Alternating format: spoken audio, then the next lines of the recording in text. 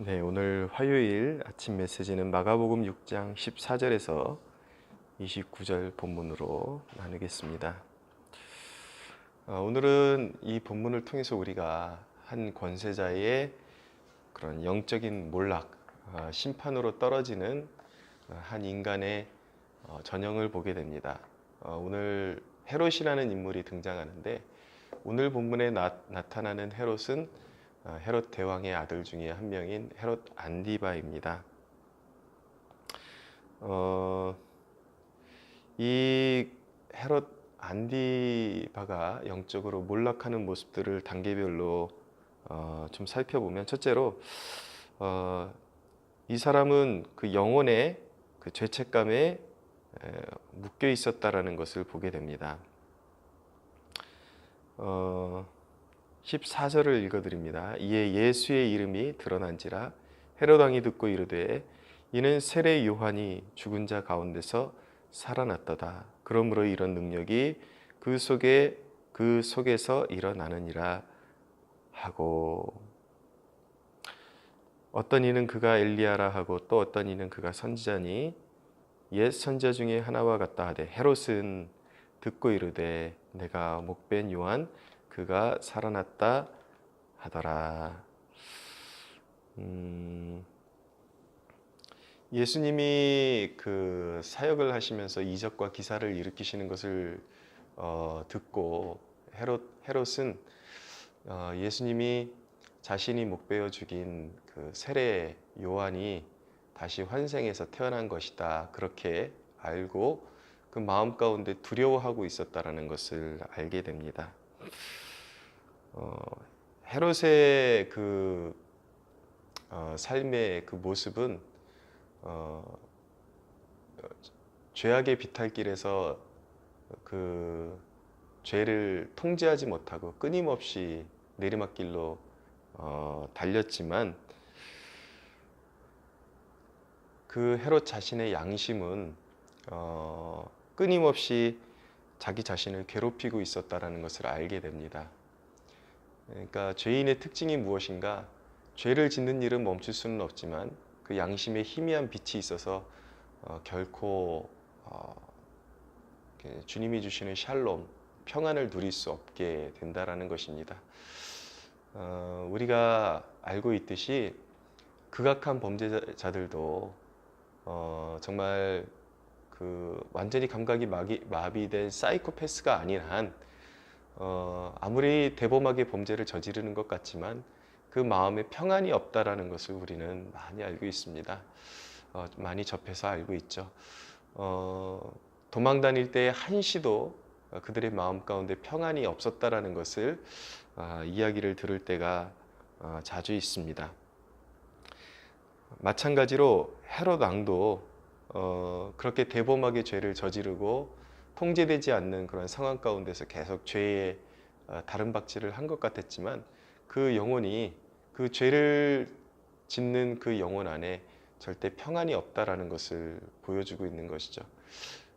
이런 사람의 특징이 무엇이냐면 주위에서 자기가 그런 이렇게 신경 쓰고 있는 그런 비슷한 내용의 사건만 일어나도 조금 뭔가 불안한 사건이나 조금 좋지 않은 그런 일들이 주위에서 맴돌기만 해도 모든 것이 다 자기 자신이 저지른 죄 때문에 그런 일들이 일어나는 것처럼 그렇게 상상이 되어지기 때문에 끊임없이 그 죄에 묶여서 결코 영혼의 평안을 누릴 수 없게 된다는 것입니다.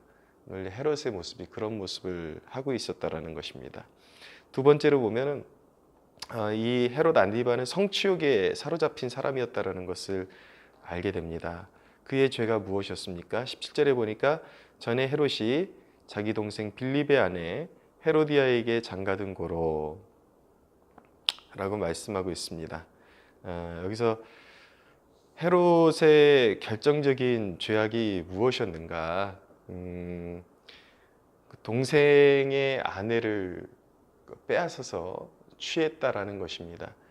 그러니까 이 사람의 특징은 뭐 윤리성이건 도덕성이건 이런 거 개의치 않고 자기의 마음에 한번 꽂혀서 그 정욕이 불릴듯이 일어나면 반드시 갖고 싶은 것은 가져야 되는 그런 갖고 싶은 것은 가져야 직성이 풀리는 그러한 성격이라고 말씀드릴 수가 있는 것이죠. 원하는 것에 집착하고 그것을 통제할 수 없고 마음에 드는 것은 무조건 가져야 하는, 소유해야 하는 그러한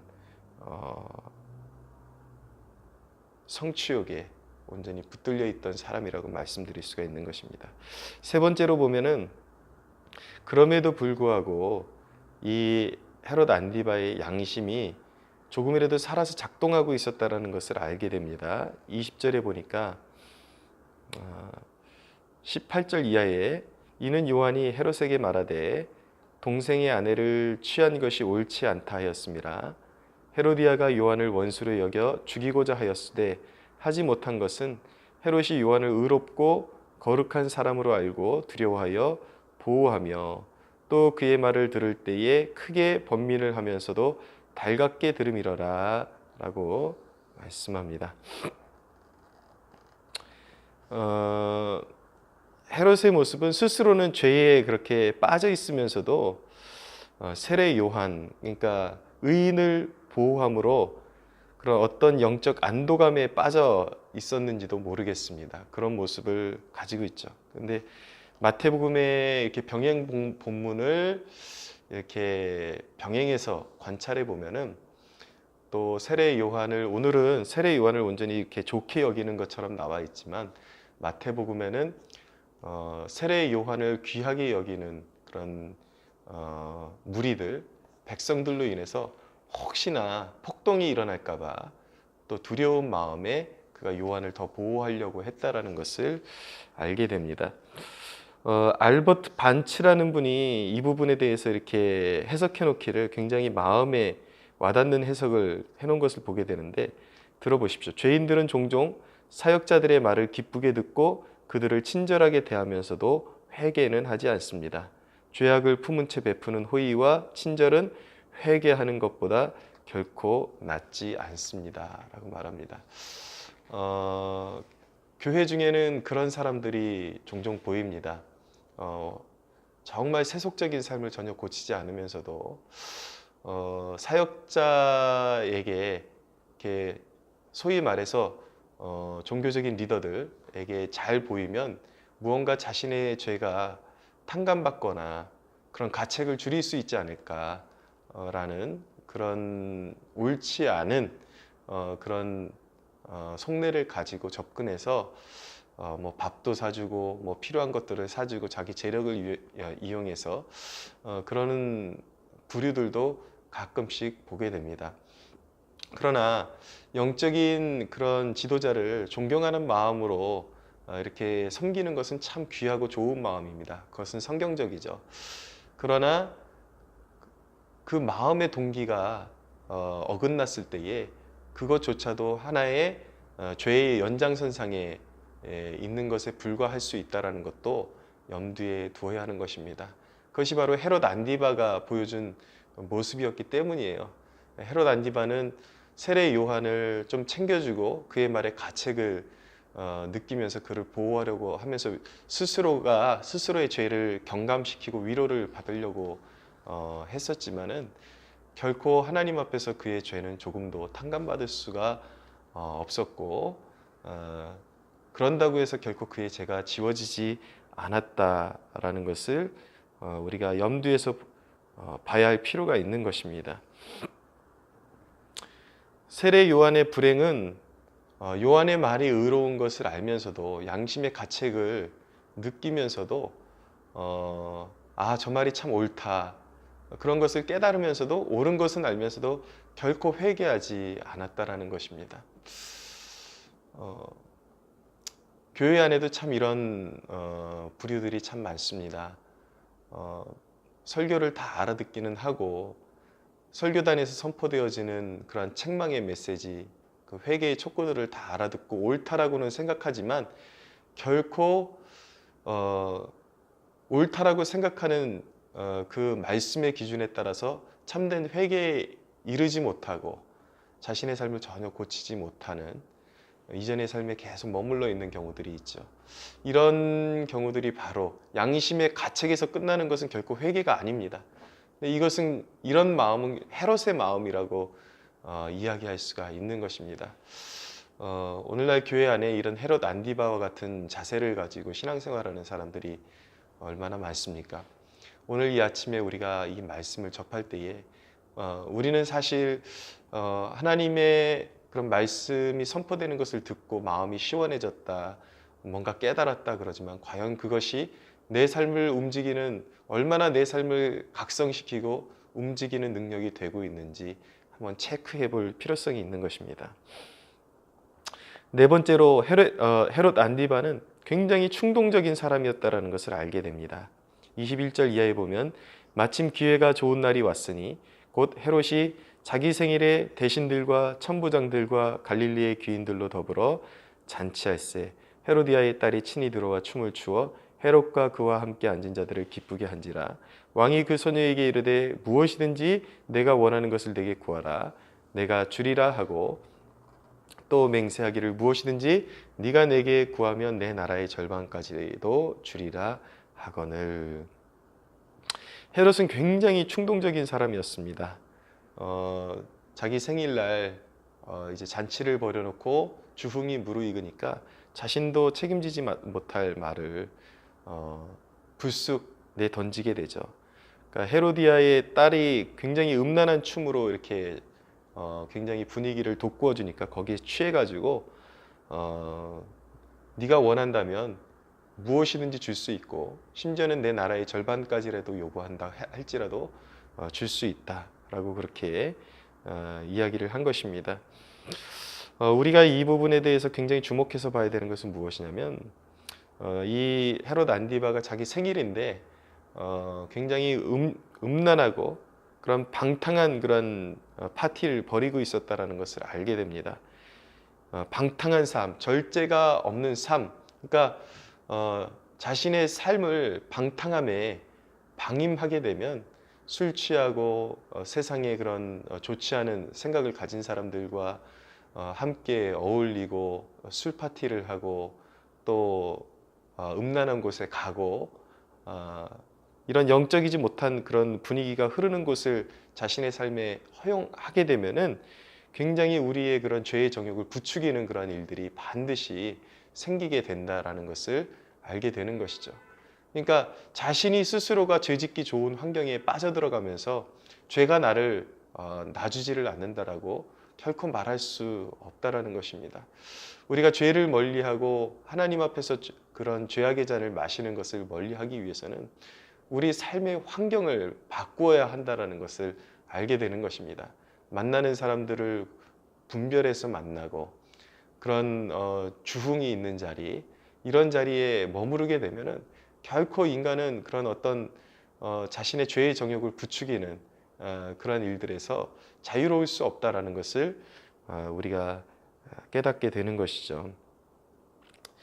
그렇게 헤롯 안디바는 그런 방탕한 그런 분위기 속에서 그런 자신을 격동질하고 부추기는 그런 죄의 정욕에 이렇게 휩쓸려 가게 되는 것입니다. 그래서 자기도 책임지지 못할 말을 내뱉게 되면서 그의 인생이 이제 하나님 앞에서 완전한 몰락으로 그렇게 치우치고 있다라는 것을 보게 되는 것입니다. 다섯 번째로 헤롯 안디바의 모습은 강자의 모습을 하고 있었지만 사실은 유약한 자였다라는 것을 또한 보게 되는 것입니다. 24절 이하에 보면 그 헤롯의 말을 듣고 이 헤로디아의 딸 살로메가 이제 어머니에게 달려가서 이제 이야기를 합니다. 그가 나가서 그 어머니에게 말하되 내가 무엇을 구하리까? 그 어머니가 이르되 세례 요한의 머리를 구하라.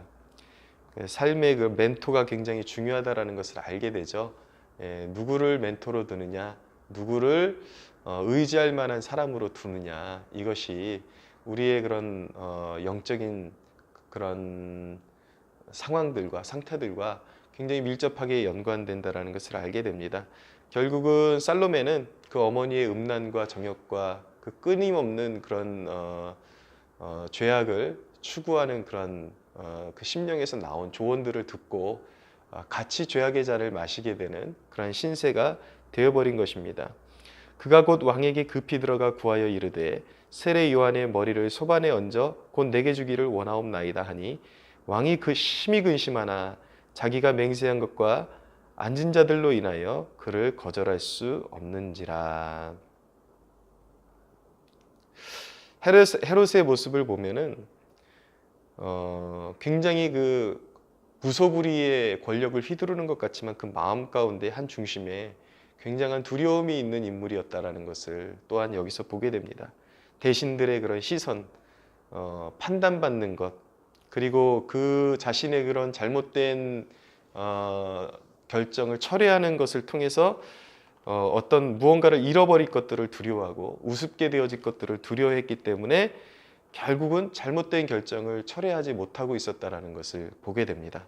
그래서 마지못해서 그런 세례 요한의 목을 베라고 그렇게 명령을 내리게 되고 결국 이 일은 이제 그 헤롯이 하나님 앞에서 결코 돌이킬 수 없는 그런 심판으로 빠져들어가는 결정적인 요인이 되게 되는 것이죠.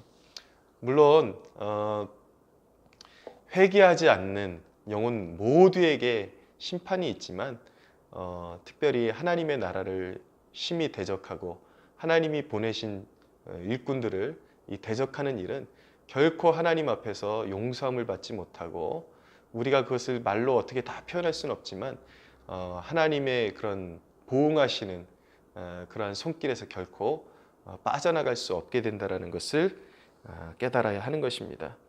그래서 헤롯은 그렇게 이런 모습으로 죄에 묶여서 심판으로 떨어지는 그러한 신세가 되었습니다. 영원한 지옥의 고통이 그에게 형벌로 주어지게 된 것입니다. 사실 오늘 제가 이 말씀 서두에 한 권세자가 몰락하는 모습이라고 말씀드렸는데 사실은 이 모습은 권세자의 모습이 아니라 아주 평범한 사람들의 모습이라고 말씀드릴 수가 있겠습니다. 우리의 일상에서만 길거리에 나가면 보이는 모든 사람, 우리 눈앞에 보이는 모든 사람, 어쩌면은 우리 자신도 이런 성향을 여전히 버리지 못하고 있을 수도 있습니다. 너무나도 평범한 모습이라는 것이죠. 늘 죄책감에 빠져서 죄악을 버리지 못하고 죄에 맴돌면서 그러나 양심은 살아있지만 그 양심의 고통의 소리를 들으면서도 죄악을 버리지 못하고 끊임없이 그 죄를 반복하고 있는 우리의 모습, 사람들의 모습. 아닌 것을 알면서도 성취욕에 사로잡혀서 그것을 얻기 위해서는 누구의 인격을 손상시키든지 남의 것을 자기 것이 아닌 것들을 불의한 방법으로 취하고 거짓된 방법으로 취하는 그런 사람들의 모습들, 자기의 양심을 어떻게 해서든 죄책감을 경감시키기 위해서 참된 회개에는 이르지 못하지만 어떤 부수적인 일들을 통해서 사역자들과 친하게 지낸다든지 아니면 주위에 있는 영적인 사람들과 어울리는 것을 통해서 자기의 죄책감을 경감시켜 보려고 그러는 그러한 모습들, 그런 충동적인 그러한 언행들을 내뱉고 그것이 잘못된 것인 줄 마음으로 깨닫고 있으면서도 그 분위기에 사로잡혀서 무언가 두려움에 사로잡혀서 그래서 철회하지 못하는 그리고 계속해서 죄에 끌려다니는 그런 모습들, 너무나도 평범한 사람들의 그런 모습이라고 말씀드릴 수가 있습니다. 이런 모습은 제어되지 않는 그런 욕망의 종노릇하는 존재라고 말씀드릴 수가 있는 것입니다. 이대로 두면 결국 심판받을 수밖에 없고 영원히 멸망할 수밖에 없는 처지에 이르게 된다는 것을 사람들이 깨달아야 되는 것이죠. 어떻게 하는 것이 살아나는 방법입니까? 이것이 바로 죄인들의 모습이고 바로 육신에 그런 머물러 있는 그런 존재들의 모습인데 어떻게 해야 하는 것입니까? 이 모습 그대로 살면 이것은 회개한 모습이 아니기 때문에 회개의 열매가 나타나지 않기 때문에 결코 이런 모습으로 살아가는 사람들은 구원에 이를 수 없다는 것을 깨달아야 되는 것입니다. 유일하게 구원에 참여하는 방법은 무엇입니까? 예수 그리스도와 함께 옛사람의 죽음을 경험해야 하는 것입니다. 그러니까 세례의 의미는 무엇입니까? 예수 그리스도의 죽으심과 함께 죽음을 경험하고 옛사람, 나의 죄된 모습이 죄된 옛사람의 죽음을 경험하고 그리스도의 부활하심과 함께 새 사람으로 살아나는 것을 경험하게 되는 것입니다. 내가 온전히 그냥 썩어 문드러진 그런 죄인임을 고백하고 내 안에 선한 것이 없음을 고백하고 오직 죄를 사하시는 권세와 능력이 예수님께 있음을 믿고 예수님의 그 십자가의 보혈의 능력이 나의 죄와 나의 양심을 완전히 새롭게 씻어서 새로운 피조물로 빚어낼 수 있음을 믿고 내가 죄인입니다.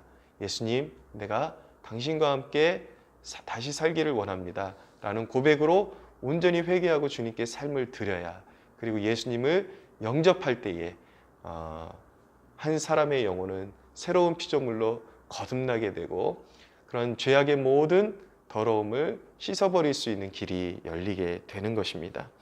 예수님은 우리의 죄를 씻어주시는 분이십니다. 예수 그리스도는 우리를 구원하시는 성자 하나님이십니다. 그분은 죄인을 위해서 이 땅에 오셨고 양심에 고통받고 죄의 종노릇 하는 자들을 풀어서 자유케 하기 위해서 이 땅에 오신 하나님이십니다. 그분의 십자가가 나의 죄악을 위한 십자가임을 믿고 그분께 삶을 드리는 자마다 용서함 받고 죄 씻음 받는다라는 것을 믿어야 하는 것입니다. 예수님을 영접하고 주님의 말씀을 우리의 삶의 양식으로 삼아야 하는 것입니다.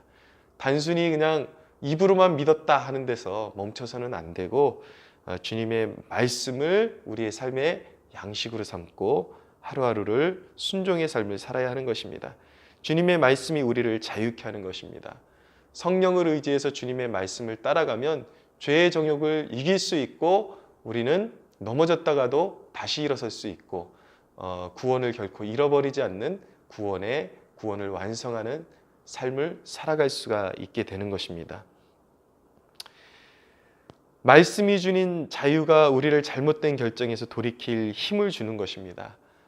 예수님을 믿는 것은 우리의 자아의 죽음을 경험하는 것이라고 말씀드렸습니다. 그러므로 예수님을 믿는 하나님의 자녀들은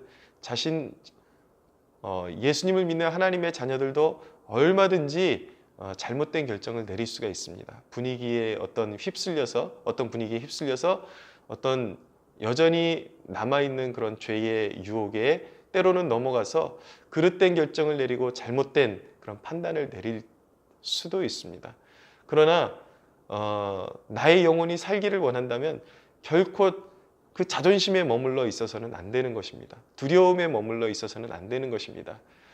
이미 그리스도 안에서 내 옛 자아, 내가 살고자 하는 나는 죽었다라는 것을 선언하고 선포하고 그 잘못된 것을 바로잡을 때에 오히려 영적으로 자유하게 되고 사람들로부터 용서를 받게 되고 그리고 영적 자유 가운데 정말 하늘의 평강, 영적인 샬롬을 우리가 누리면서 살 수 있게 된다는 것을 깨달을 수 있게 되는 것이죠. 사랑하는 여러분, 우리 가운데 혹시나 잘못된 결정을 내리고 양심의 가책을 느끼고 있는 분들이 있다면 그리스도와 함께 내가 장사된 존재임을, 내 옛사람이 완전히 장사된 존재임을 선언하면서 영적인 자유함을 누리십시오. 그리고 두려워하지 말고 잘못된 것은 잘못됐다고 시인하고 잘못된 결정이었음을 인정하면서 바로 잡으십시오. 그것은 누구에게도 부끄러운 것이 아닙니다. 오히려 그것을 바로잡지 않으면 죄를 더하게 되는 것입니다. 계속 묶여서 또 다른 죄를 짓게 되고 또 다른 죄의 연쇄 작용이 일어나게 되면서 결국은 인생의 파멸의 열매를 맺게 되는 것입니다. 사랑하는 여러분, 예수님은 우리를 자유케 하시는 분이십니다. 그리스도를 믿는 믿음으로 우리가 자존심 상하는 일이 있을지라도 시인하고 잘못된 것을 바로잡으면 그 모든 것들을 주님이 책임져 주실 줄로 믿고 담대하게 죄에 묶이지 말고 여러분들의 일들을 바로잡아 나갈 수 있게 되기를 축원합니다. 사람의 안목보다 항상 영원한 심판을 두려워하는 심령을 가지십시오. 그리고 오직 말씀 안에, 주님의 말씀 안에 영적 자유가 있음을 믿고 그분 앞에서 정직하고 그분을 의식하고 늘 바른 길을 선택하면 그분이 아무리 상황이 어려워도 그분이 영적 자유 가운데 우리를 가장 선한 길로 이끌어 주신다라는 그런 담대한 믿음을 가지고 오늘도 승리하는 여러분 되시기를 주 예수 그리스도의 이름으로 축원합니다.